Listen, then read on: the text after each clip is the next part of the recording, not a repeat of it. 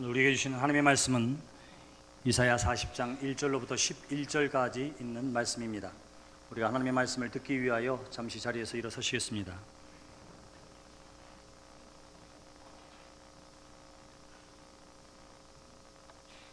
이사야 40장 1절부터 11절까지 있는 말씀입니다. 너희의 하나님이 이르시되 너희는 위로하라. 내 백성을 위로하라. 너희는 예루살렘의 마음에 닿도록 말하며 그것에게 외치라. 그 노역의 때가 끝났고 그 죄악이 사함을 받았느니라. 그의 모든 죄로 말미암아 여호와의 손에서 벌을 배나 받았느니라 할지니라 하시니라. 외치는 자의 소리여 이르되 너희는 광야에서 여호와의 길을 예비하라. 사막에서 우리 하나님의 대로를 평탄하게 하라. 골짜기마다 도두어지며 산마다 언덕마다 낮아지며 고르지 아니한 곳이 평탄하게 되며 험한 곳이 평지가 될 것이요 여호와의 영광이 나타나고 모든 육체가 그것을 함께 보리라. 이는 여호와의 입에 말씀하셨느니라. 말하는 자의 소리여 이르되 외치라. 대답하되 내가 무엇이라 외치리까 하니 이르되 모든 육체는 풀이요 그의 모든 아름다움은 들의 꽃과 같으니 풀은 마르고 꽃이 시듬은 여호와의 기운이 그 위에 불미라. 이 백성은 실로 풀이로다. 풀은 마르고 꽃은 시드나 우리 하나님의 말씀은 영원히 서리라 하라.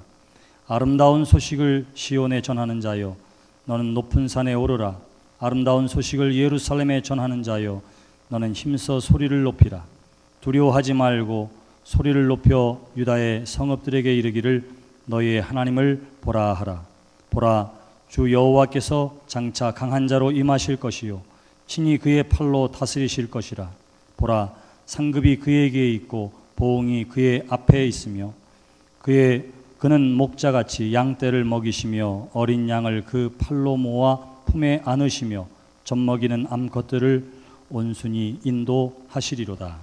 이것이 오늘 우리에게 주시는 하나님의 말씀입니다. 모두 자리에 앉으시겠습니다. 귀한 찬양 감사합니다.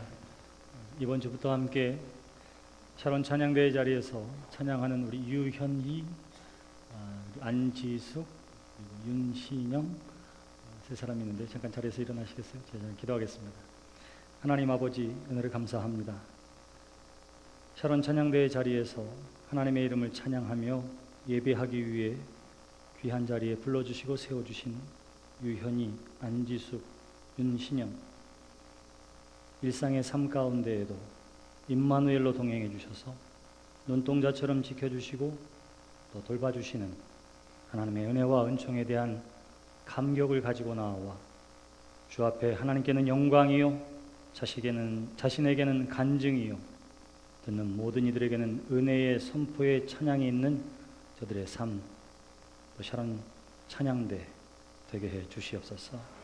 예수님의 이름으로 기도드렸습니다. 감사합니다. 오늘 하나님의 위로하심 선포되어지는 말씀을 통해서 나누려고 하는데 찬양대의 찬양을 통해서 하나님께서 먼저 위로를 경험하게 해주셔서 얼마나 감사하고 또 기쁜지 모릅니다. 여러분, 2016년을 우리가 소망으로 또 믿음으로 시작해 왔는데 벌써 5월 달입니다. 좀 있으면 반이 지나가게 생겼어요. 여러분, 지난 시간들을 한번 돌이켜 볼 때에 돌아보면 발자국마다 하나님의 은총이었고 감사의 조건들이었고 기쁨과 은혜의 충만함으로만 가득 채웠다면 그것으로 인하여 하나님 앞에 감사와 영광을 돌리는 여러분들이 되시기를 주님의 이름으로 축원합니다. 그런데 우리의 지나온 시간들의 발자국을 돌이켜 볼 때에 꼭 그렇지 않다. 아픈 것도 있고 힘든 것도 있고 속상한 것도 있다. 아마 여러분 그렇게 생각되어진다면 첫째는 나만 그런 거 아니다 하는 사실을 먼저 기억하세요. 나만 그런 거 아닙니다. 옆에 있는 사람도 앞에 있는 사람도 나름대로 눈물 흘릴 수밖에 없는 아픔과 상처와 어려움들을 가지고 있을 것입니다. 저도 오늘 말씀을 준비하면서 지나간 3년여의 연희교회에서의 목회의 여정도 생각해 보았습니다. 2013년 3월에 이곳에 오게 되었지요. 450여 명 정도 함께 모여서 예배하게 되었고요. 계속되어지는 하나님의 은혜와 은총 가운데에 교회는 자라나고 성장해서 불과 2, 3개월 전만 하더라도 한 주일에 1000명이 넘는 성도들이 또 아이들이 함께 모여서 예배하는 교회가 되었습니다. 돌이켜보면 다 하나님의 은혜구나, 이렇게밖에 고백할 수 없어요. 그러나 늘 좋은 것만 있었던 것은 아닙니다. 때로는 지난 몇 주간의 삶 가운데, 시간 가운데에 눈물을 흘려야 하고 아파할 때도 있었습니다. 속이 상할 때도 있었지요. 목사가 속이 상하니 교인들은 얼마나 아플까 하는 생각을 또한 해보게 됩니다. 그러니까 사람들에게는 별로 할 말이 없더라고요. 그저 하나님 앞에 기도하는 것 뿐이지요. 가만히 생각해 보면 우리 모두에게 필요한 것이 무엇일까 생각해 보니까 지금 우리에게 필요한 것은 곧 하나님의 위로하심인 줄 믿습니다. 우리 교회에 필요한 것뿐만 아니라 우리의 삶에도 꼭 필요한 것이 있는데 그것은 하나님의 위로하심이라, 이렇게 이야기할 수가 있을 거예요. 여러분, 우리의 지금 당하는 여러 가지 어려움과 또 힘듦의 시간들을 우리만 당하는 것이요, 이 시대에 우리에게만 허락된 것이라 생각하지 마시기를 바랍니다. 이사야 말씀은 총 66장이나 되어지는 매우 긴 성경의 말씀입니다.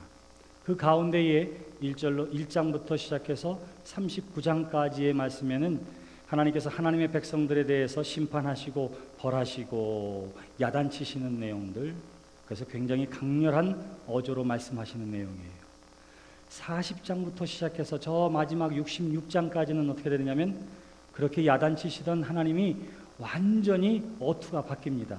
그리고는 백성들을 위로하고 소망을 주고 장래에 되어질 일들에 대해서 말씀하시는 내용으로 가득 차 있는 것을 보게 됩니다. 오늘 우리가 함께 읽은 본문 말씀은 그래서 바로 이스라엘 백성들에게, 하나님의 백성들에게 하나님께서 새로운 어투로 말씀해 주시는 것이 오늘 우리가 함께 읽은 본문 말씀의 내용입니다. 오늘의 본문 말씀의 배경을 살펴보면 하나님의 백성, 유다의 백성들이 어떻게 됐느냐 하면 저 멀리 바벨론의 포로로 끌려가게 되었습니다. 그들에게는 큰 민족적인 자존심이 있었어요. 그 자존심이 뭔가 하니 하나님이 우리의 조상 아브라함을 통해서 우리를 택하셨다.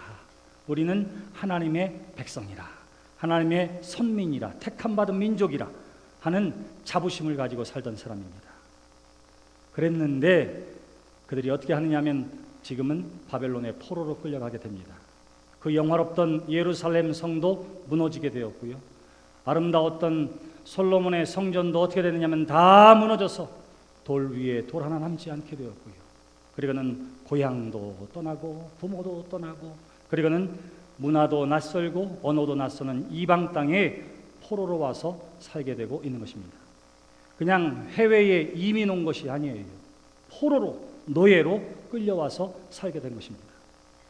장래 언제 고향으로 돌아갈 수 있을지, 지금은 그들은 아무런 희망도 소망도 가질 수 없습니다. 그저 전쟁의 포로로 노예 생활 가운데 있었던 거예요.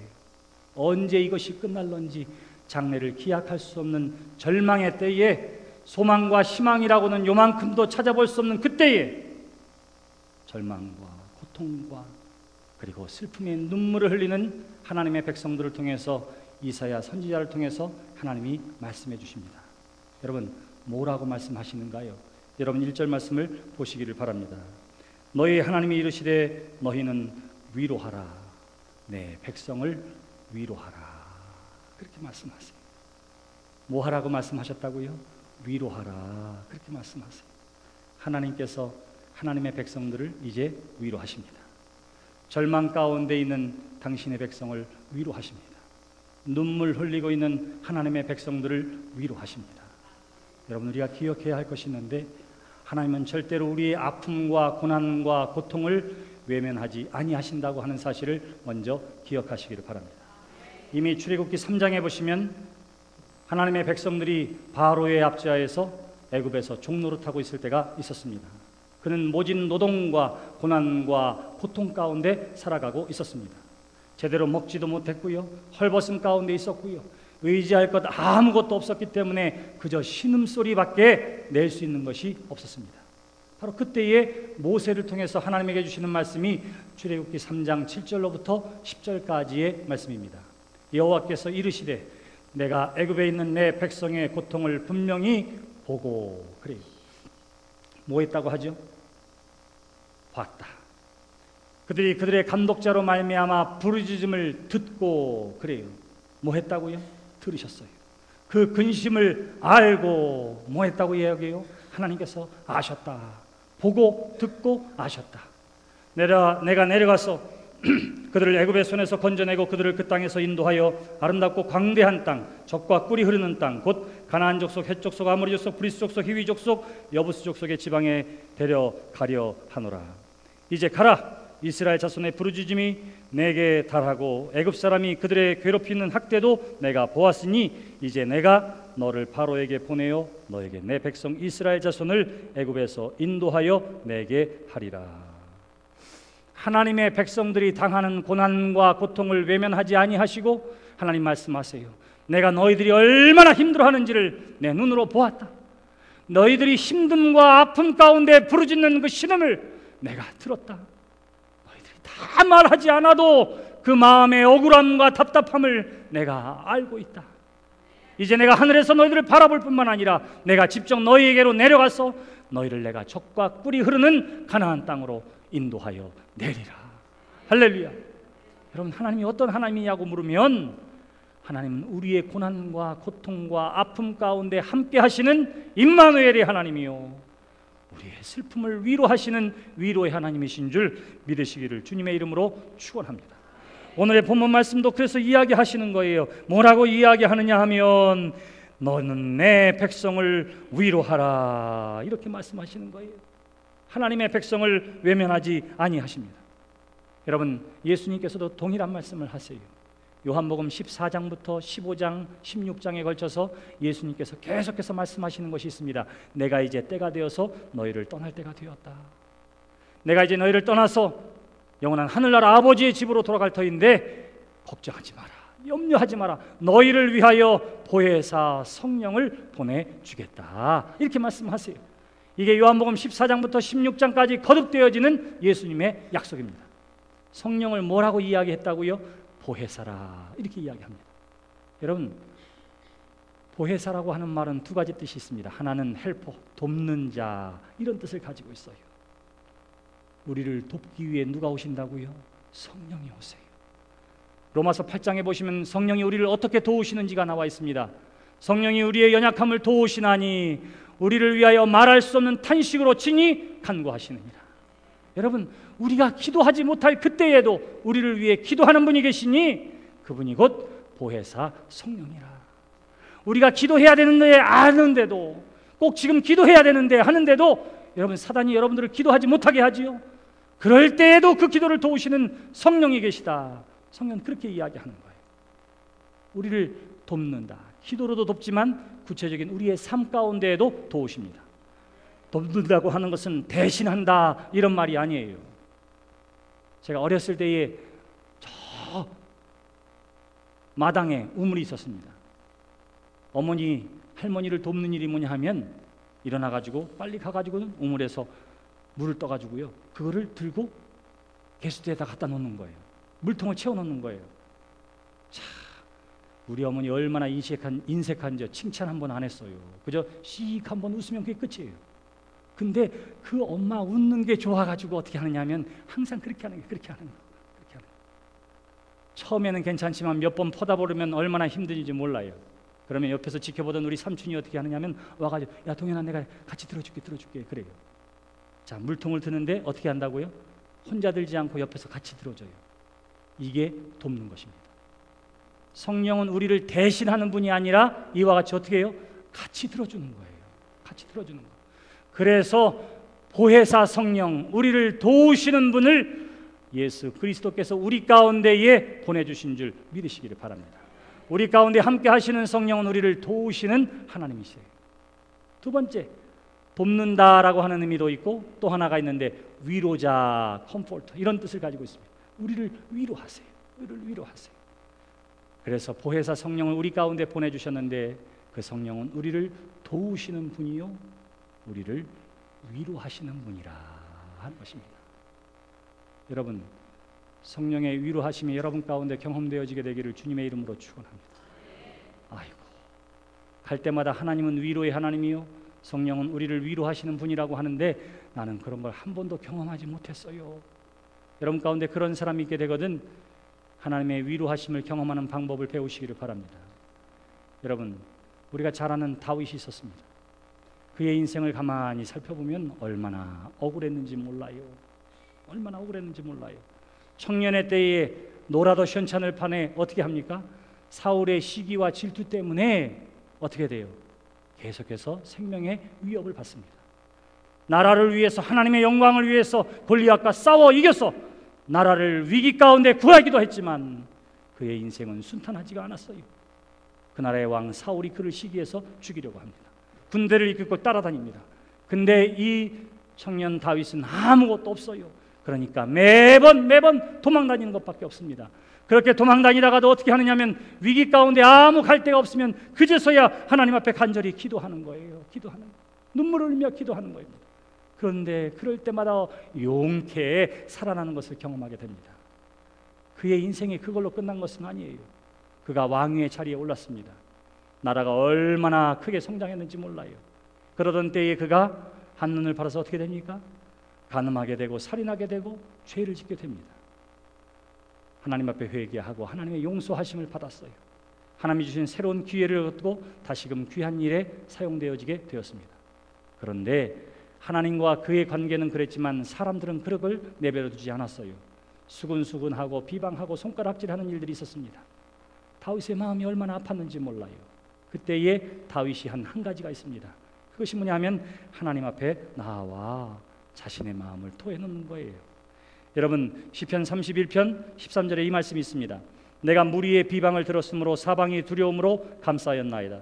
그들이 나를 치려고 함께 의논할 때에 내 생명을 빼앗기로 꾀하였나이다. 여호와여, 그러하여도 나는 주께 의지하고 말하기를 주는 내 하나님이시라 하였나이다. 하나님 앞에 나와 어떻게 합니까? 자신의 마음을 토해놓고 기도하는 거예요. 그랬더니 이렇게 고백합니다. 내가 주께 부르짖을 때에 주께서 나의 간구하는 소리를 들으셨나이다. 하나님의 은혜를 체험하게 됩니다. 위로를 경험하게 됩니다. 그리고는 세상을 향해서 이렇게 외치는 거예요. 여호와를 바라는 너희들아, 강하고 담대하라. 하나님이 우리와 함께 하시느니라. 위로를 경험하기 위해서 한 일이 무엇입니까? 하나님 앞에 나오는 거예요. 그리고 어떻게 합니까? 자신의 마음을 하나님 앞에 토해놓는 거예요. 여러분, 하나님 앞에 나오시기를 바랍니다. 말로 토해놓지 못해도 괜찮아요. 그냥 하나님 앞에 나오세요. 우리 둘째 아이가 어렸을 때에 밖에 나가가지고는 애들이랑 싸웠는지 씩씩거리고 들어오는 거예요. 뭐 싸웠느냐고. 싸우지 말라고 그랬는데 왜 그러고 왔느냐고. 이렇게 야단을 쳤더니요, 좀 있으니까 딴 사람이 와요. 딴 사람이. 우리 아이랑 싸웠는지 그 아버지가 오는 거예요. 애들 싸움이 누구 싸움이 됐어요? 네, 부모 싸움이 된 거예요. 부모 싸움. 이게 뭡니까? 이게 와가지고는 씩씩대고 뭐라고 막 얘기해요. 뭐라 그랬겠어요? 제가 그저 죄송합니다. 내가 우리 아이를 제대로 가르치지 못해서 그러니까 이해하시고 용서하시라고. 그저 죄송합니다. 아니, 목사가 교인 애들 때렸는데 뭐라고 얘기하겠어요? 교인이 와서 얘기하는데 뭐라고 이야기하겠어요? 무조건 미안하다고 그러지. 그리고 갔어요. 근데 그 둘째 아들이요, 그 소리를 문 밖에서 가만히 듣고 있었던 거예요. 그 사람이 가고 났더니요, 문을 열고 나와가지고는 제 앞에서 울기 시작하는 거예요. 울기 시작. 이렇게 때리지 않았다고. 그런데 그냥 그래 거라고. 이 얘기를 하지를 못하고는 그냥 어떻게 말은 못하고 계속 씩씩대기만 하는 거예요. 그냥 울기만 하는 거예요. 한참 울다가 드디어 하는 이야기가 뭐냐 하면, 아버지 말대로 때리지 않고 그냥 있었더니 나를 계속해서 따라와서 그냥 때리고 싶었는데도 할 수가 없어서 집에까지 왔는데, 이러는 거예요. 그런데 아빠가 그러니까 얼마나 속상해요. 억울해서 우는 거예요. 억울해서. 자, 이제 보세요. 여러분들의 자녀가 그렇게 억울해서 울고 있습니다. 여러분, 그 아이의 마음을 헤아릴 수 있겠지요? 여러분들의 아들이 그렇게 울고 있습니다. 아버지 된 여러분들이 그 아이의 마음을 헤아릴 수 있지요? 하나님의 자녀된 저와 여러분들이 아무 말도 하지 못하고 주 앞에 나와 그저 눈물 흘릴 그때에도 저와 여러분들을 지으신 하나님은 그 마음을 헤아려 주시는 줄 믿으시기를 바랍니다. 네, 하나님은 우리의 위로의 하나님이십니다. 위로를 경험하지 못했다고요? 하나님 앞에 나오시기를 바랍니다. 주 앞에 나와 무릎을 꿇으시기를 바랍니다. 말이 나오지 않아도 괜찮아요. 주여 주여, 그 하나로 충분한 거예요. 내 백성을 위로하라. 하나님께서 이사야 선지자를 통해서 말씀하십니다. 그리고는 하나님께서 구체적으로 어떻게 하나님의 백성들을 위로해 주시는지를 보시기를 바랍니다. 여러분, 이사야 43장 1절에 보시면 하나님의 위로하심이 저들에게 주어지게 됩니다. 야곱아, 너를 창조하신 여호와께서 지금 말씀하시나니, 이스라엘아, 너를 지으신 이가 말씀하시느니라. 내가 너를 지명하여 불렀나니 너는 내 것이라. 그래요. 내가 너를 구원했고 내가 너를 내 것으로 삼았다. 이렇게 이야기합니다. 뭐 다 중요해요. 근데 중요한 것은 이것입니다. 너는 내 것이라. 이렇게 이야기해요. 저와 여러분들이 누구의 것이라고 말해요? 하나님의 것이라. 이렇게 이야기합니다. 하나님의 것이라. 저는 이 말씀이 얼마나 위로가 되는지 몰라요. 여러분, 여러분들의 자녀가 밖에 나가서 욕을 먹습니다. 20년, 30년 애지중지 키웠는데 밖에 나가서 억울한 소리를 듣습니다. 손가락질을 당합니다. 부모된 여러분들이 그 소리를 듣고 어떻게 하겠어요? 그러려니 여러분 그렇게 하겠습니까? 내가 여러분 얼굴 보니까 죄다 뛰어나갈 사람들이에요. 누가 그랬어? 누가 우리 자식 그랬어? 여러분 당장 달려가서 멱살 잡을 사람들이라니까요. 멱살 잡을 사람들이야. 왜 그래요? 이웃집 아이가 욕먹으면 그렇게 합니까? 아니에요. 누구기 때문에? 내 자식이 욕먹는 거 부모가 참지 못해요. 부모가 참지 못해요. 내 자식이 힘들 때 어떻게 합니까? 그 자식을 위해서라면 나 하나 굶어도 아무 상관없어요. 아무 상관없어요. 제가 몸이 아파서 너무 힘들 때가 있었습니다. 한국에 들어왔는데 병원에 가기 전에 밤새도록 앓았어요. 밤새도록 앓았어요. 저는 앓다가 자기도 하고 쓰러져 지쳐 눈을 감기도 하고 그런 시간을 보냈습니다. 근데 밤새 잠 못 자고 내 발을 붙들고는 밤새 울면서 기도한 사람이 있었어요. 누구겠어요? 저희 어머니였습니다. 어머니. 그게 부모의 마음이에요. 부모의 마음. 근데 하나님 뭐라고 말씀하십니까? 내가 너를 지명하여 불렀나니 너는 내 것이라. 내가 책임져 줄게. 너는 내 것이요 내 자녀이기 때문에 내가 책임져 줄게. 하나님께서 이렇게 말씀하고 있는 거예요. 제가 여러분들에게 묻겠습니다. 여러분들이 하나님의 소유될 만한 자격을 갖춘 사람들이에요? 아우, 나 정도는 하나님의 것이 될 수 있어. 나 정도는 하나님의 자녀가 될 만한 자격이 있어. 여러분 그렇게 말할 수 있습니까? 아니에요. 나는 자격이 없습니다. 나는 흠이 너무나 많은 사람이에요. 나는 연약한 사람이에요. 그럼에도 불구하고 하나님께서 일방적으로 내가 너를 지명하여 불렀나니 너는 내 것이라. 이렇게 말씀하시는 것입니다. 이것이 우리에게 주시는 하나님의 위로예요. 이것이 하나님의 은혜입니다. 그래요. 하나님의 위로는 우리에게 구체적으로 이렇게 다가옵니다. 너는 내 것이라. 그러므로 내가 책임져 주겠다. 이렇게 우리를 위로해 주시는 줄 믿습니다. 이어지는 말씀 보세요. 하나님이 우리를 위로하시는데 이렇게 위로하십니다. 2절 말씀 보세요.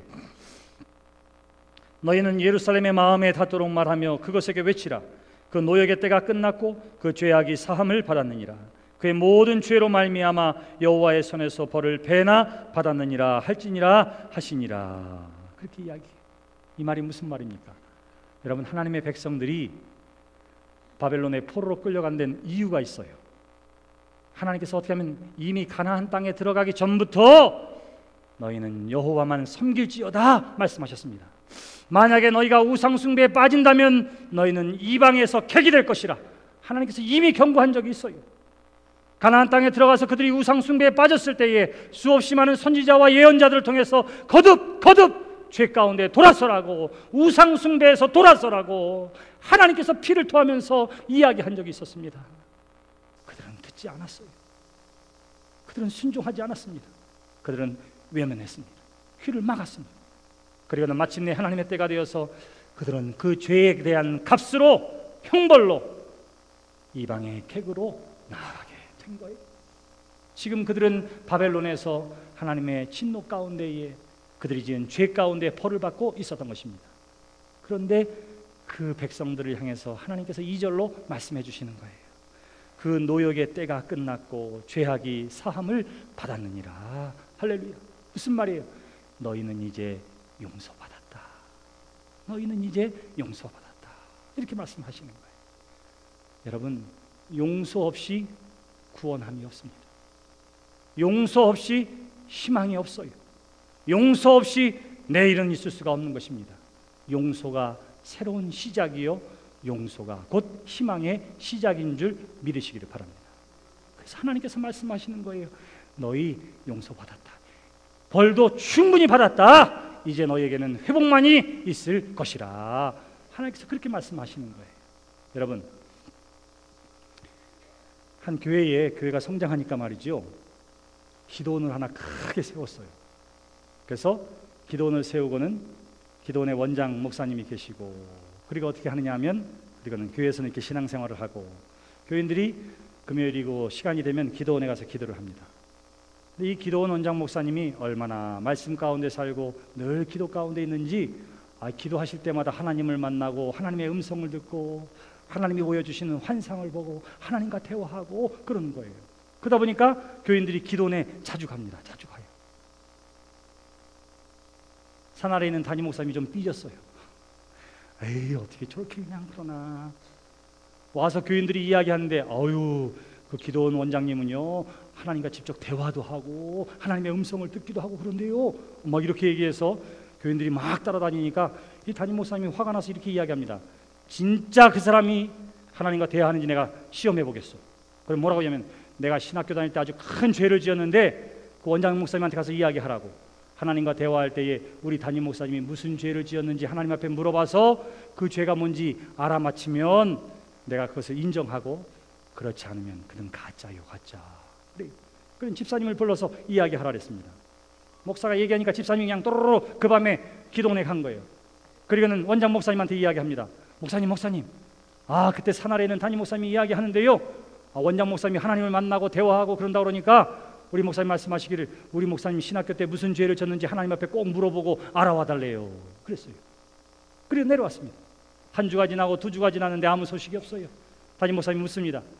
이거 보라고. 아무 말도 못하지. 그러니까 어느 날 기도원에서 예배하러 갔다가 이 집사님 물었어요. 원장 목사님, 지난번에 하나님 앞에 물어봐 달라는 거 어떻게 됐어요? 물어봤습니다. 그랬더니 이렇게 이야기하는 거예요. 내가 하나님한테 물어봤다고. 그런데 하나님이 이렇게 말씀하셨어. 그리고는 집사님에게 얘기해줬습니다. 뭐라고 말했을까요? 집사님이 그 말씀을 듣고는 담임 목사님에게 왔어요. 담임 목사님 묻습니다. 그래, 뭐라고 이야기하든 하나님이 뭐라고 얘기했대? 이러니까 이 집사님이 그대로 말씀을 전하는데 이렇게 이야기했습니다. 원장 목사님이 말씀하시기를 하나님 앞에 만나서 하나님께 물어봤더니 하나님께서 이렇게 대답하셨대요. 나 기억 못해. 나 기억 못해. 나 기억 못해. 사랑하는 성도 여러분, 너희 죄가 주홍같이 붉을지라도 눈과 같이 휘어질 것이요 주홍같이 붉을지라도 양털같이 희게 되리라고 하는 하나님의 말씀이 참인 줄 믿으시기를 바랍니다. 저와 여러분들이 지은 하나님 앞에서의 모든 죄와 허물에 대해서 진실로 회개하고 자복했다면 하나님의 용서하심을 경험하는 여러분들이 되시기를 주님의 이름으로 축원합니다. 하나님께서 이스라엘 백성들과 유다의 백성들에게 주시는 말씀이 동일한 말씀이에요. 너희들은 그 죄의 대가를 충분히 받았다. 내가 너를 용서하였노라. 바로 그것입니다. 하나님이 우리를 위로하시는데 어떻게 위로하시느냐? 우리의 죄와 허물을 용서하심으로 위로해 주심을 믿으시기를 바랍니다. 그래요. 또한 오늘 말씀이 하나님이 우리를 어떻게 위로하시는지 그 다음 저 10절과 11절에 이렇게 나와 있습니다. 보라, 주 여호와께서 장차 강한 자로 임하실 것이요 친히 그의 팔로 다스리실 것이라. 보라, 상급이 그에게 있고 보응이 그의 앞에 있으며 그는 목자같이 양떼를 먹이시며 어린 양을 그 팔로 모아 품에 안으시며 젖먹이는 암컷들을 온순히 인도하시리로다. 두 마디로 압축할 수 있습니다. 우리 위에서 우리를 보시고 우리를 다스리신다. 목자같이 우리의 앞서서 우리의 갈 길을 인도하신다. 바로 그분이 하나님이시라고 이야기하고 있는 거예요. 하나님이 우리를 어떻게 위로하신다고요? 내가 너희에 되어지는 일 하나하나를 다 보고 다스릴 것이다. 내가 너희보다 앞서가서 너희를 인도해 낼 것이라. 이것이 바로 하나님의 백성들을 위로하시는 하나님의 음성이었던 거예요. 되어지는 일들이 복잡하고 힘들고 엉켜져 있는 것 같아 보이지만 하늘에 계신 하나님께서 보시고 인도해 주심을 믿는 여러분들이 되시기를 주님의 이름으로 축원합니다. 하나님이 통치하시고 다스리심을 믿으시기를 바랍니다. 이것이 어디로 가야 할지 모르는 그때에도 하나님께서 목자가 되어 있어서 우리 앞서가심을, 그리고 우리를 인도하심을 믿으시기를 바랍니다. 그래요. 오늘 성경을 통해서 하나님은 우리를 위로해 주시는 줄 믿습니다. 뭐라고요? 어떻게 위로한다고요? 너는 내 거야. 그러니까 내가 책임져 줄게. 너의 모든 죄를 내가 용서해 주었노라. 그리고 내가 너희보다 앞서가서 너희를 인도해내 줄게. 바로 이것이 우리를 위로하시는 하나님의 약속이었던 것이지요. 여러분, 우리가 그 약속을 받았습니다. 우리가 그 하나님의 위로함 가운데 있는 줄 믿으시기를 바랍니다. 그런데 하나님의 약속이 있고 하나님의 위로하심이 우리 가운데 있다 하더라도 그것으로 끝난 것은 아니에요. 여러분, 옆에 아무리 샘물이 쏟아난다 하더라도 갈증 가운데 있는 사람이 그 갈증을 해소하기 위해서는 어떻게 해야 돼요? 어떻게 해야 돼요? 떠서 마셔야 합니다. 떠서 마셔야 해요. 하나님이 우리를 위로하기를 원하시고 우리의 죄를 용서하기를 원하시고 우리보다 앞서서 인도하시기를 원하시는 하나님의 위로하심이 우리 가운데 있게 될 때에 그 하나님의 말씀에 대해서 우리가 어떻게 응답해야 하느냐, 그것이 중요한 거예요. 오늘 성경 말씀을 다시 보시기를 바랍니다. 오늘 성경 3절과 4절 말씀을 보세요. 외치는 자의 소리여 이르되 너희는 광야에서 여호와의 길을 예비하라. 사막에서 우리 하나님의 대로를 평탄하게 하라. 골짜기마다 도도해지며 산마다 언덕마다 낮아지며 고르지 아니한 곳이 평탄하게 되며 험한 곳이 평지가 될 것이요. 두 가지 하라고 그래요. 예비하고 평탄하게 하라 하는 것입니다. 다시 말하면 아무리 권능의 하나님의 말씀이 우리 가운데 있다 하더라도 마음의 빗장을 꼭 닫아두고 있으면 울리는 꽹가리와 같을 뿐이니, 뭐예요? 예비하라고 하는 것. 마음의 빗장의 문을 열고 마음의 문을 활짝 열고 주님의 말씀을 들으라. 하나님을 영접하라. 성경이 우리에게 주시는 말씀이 바로 그것입니다. 요한계시록을 통해서 주시는 말씀은 동일해요. 볼지어다 내가 문 밖에 서서 두드리노니 누구든지 나의 음성을 듣고 문을 열면 내가 들어가 그와 더불어 먹고 그는 나와 더불어 살리로다. 할렐루야. 우리가 해야 할 것이 있습니다. 하나님이 우리를 살리고자 우리 가운데에 나타나시고 임재하실 때에 우리가 해야 할 것이 무엇이라고요? 우리의 마음을 여는 거예요. 여는 거. 사랑하는 성도 여러분, 이스라엘 백성들이 마음의 빗장을 닫아놓은 때가 있었습니다. 하나님의 말씀이 아무리 저희에게 임할 때에도 마음의 빗장을 닫고 귀를 닫았을 때에 결국은 우상 숭배의 죄 가운데 돌이키지 못하고 하나님의 징벌 가운데 있었음을 여러분 기억하시기를 바랍니다. 오늘 우리에게 동일한 하나님께서 말씀하십니다. 마음의 빗장을 열라고, 마음의 문을 열라고, 그리고 주님을 받아들이고 주님의 말씀을 들으라고 하나님께서 말씀해 주시는 줄 믿으시기를 바랍니다. 그러면 어떻게 돼요? 꼬부라지고 굽어진 마음을 어떻게 하라고요? 평탄하게 하라, 곧게 하라. 바로 그것입니다. 여러분, 삐딱한 마음으로 사람이 이야기를 듣잖아요. 그러면 온전하지가 않아요. 온전하지가 않아요. 여러분, 2020년이 얼마 남지 않았어요. 근데 2030년이 되면 사람의 수명이 거의 100세에 다다를 거라 이렇게 생각합니다. 100세에 다다를 거라. 2050년이 되면 의학과 그리고 우리의 삶의 발전이 우리의 평균 수명을 120세까지도 연장할 수 있다고 이야기해요. 자, 그럼 보세요. 여러분들의 인생이 60인 사람은 속으로 오른손만 드세요. 60 이상인 사람, 60 이하인 사람은 가만히 계세요. 여러분들이 지금 인생의 반밖에 안 산 거예요. 반밖에 안 산 거예요.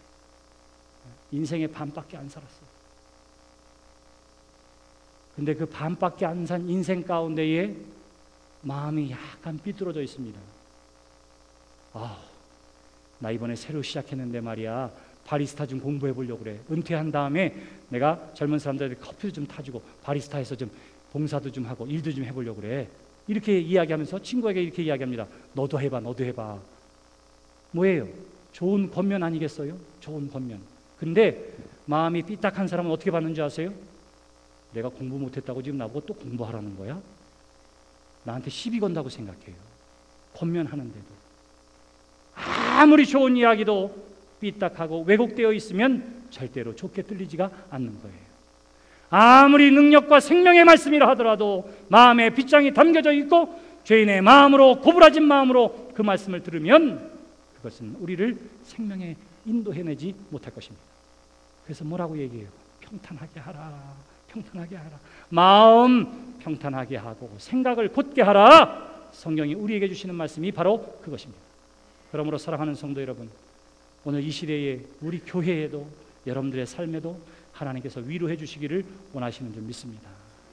너 내 거야. 이거 하나님의 교회요. 그러니 하나님께서 책임져 주실 거예요. 우리의 모든 죄와 허물 하나님께서 용서해 주십니다.